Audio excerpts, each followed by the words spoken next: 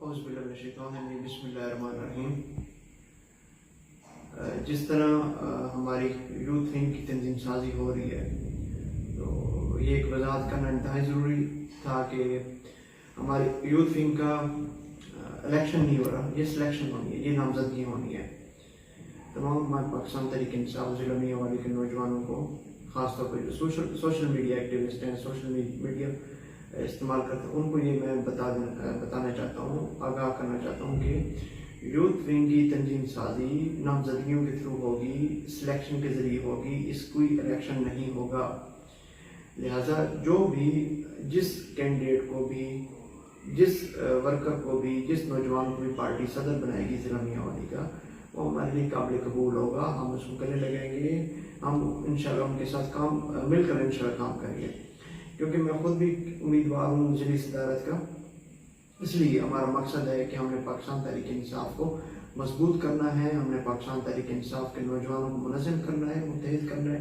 हमने नफरतें नहीं फैलानी, हमने अपनी पसंद नापसंद को पस पश्त रखकर अपनी पार्टी को मजबूत करना है। हमने अपने खान साहब के विजन को हमने मजबूत करना है।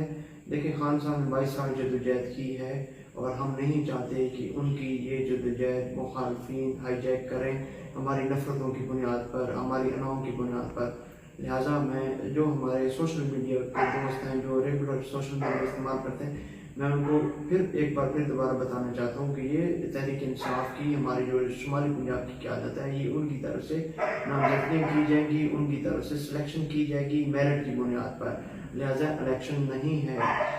प्लीज़ एक दूसरे को उस हद तक ना लेके जाएं कि हम बंद गली में चले जाएं, एक दूसरे को उस मुकाम तक, नफरतों के मुकाम तक ना लेके जाएं कि वापसी का रास्ता भी बंद हो जाए।